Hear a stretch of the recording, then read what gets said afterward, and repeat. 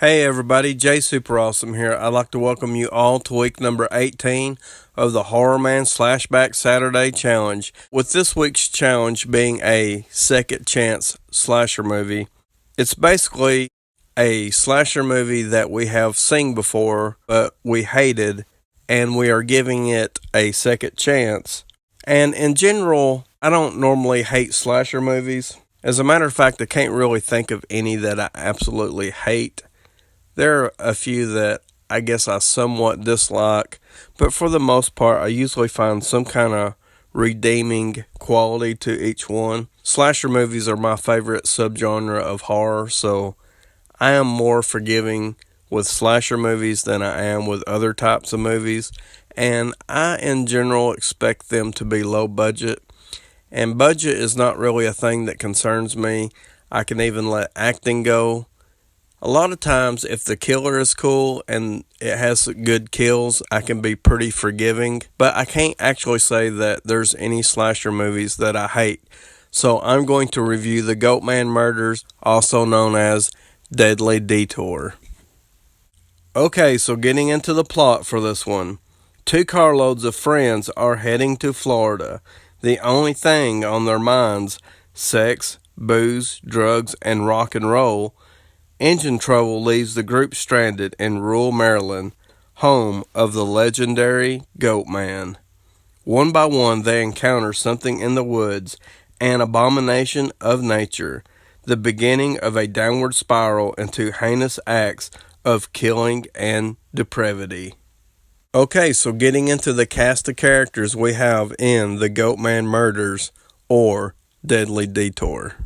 The main story centers around 2 carloads of supposed friends, and I say that because these people are pretty much at each other's throats for the entire movie, and these characters are super annoying to have to watch. I would be really surprised if there was any written dialogue for this movie. It seemed like everybody was pretty much trying to think of what to say, or maybe they was just trying to remember their lines. I'm not really sure. The acting is really bad in this movie. So for me to say that I absolutely don't like any of the characters in this movie, it's an understatement because I hate them all. And I guess that's where the hate comes into play for this challenge, because I hate the characters in this movie, and it's pretty much why I don't like this movie.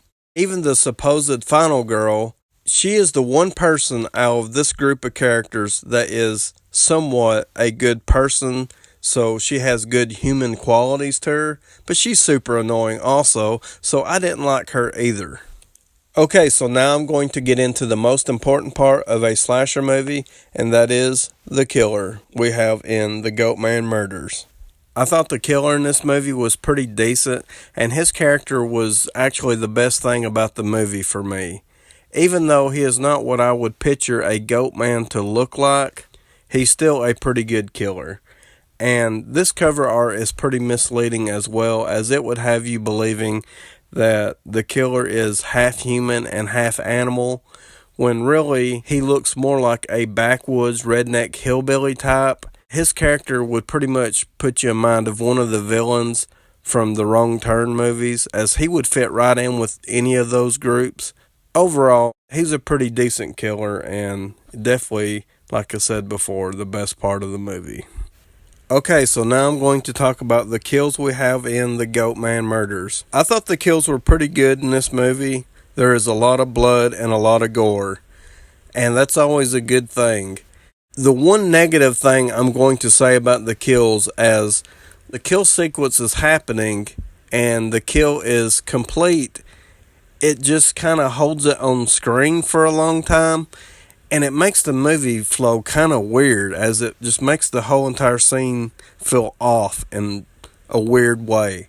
And maybe I'm not describing that too good, but they kind of hold the kill scene for too long before moving on with the movie, and it does make it kind of feel a little weird to me. There's one sequence at the end of the movie where there is a bus, and our final girl has pretty much led the killer to this bus of handicapped people, so they can't see and they can't hear.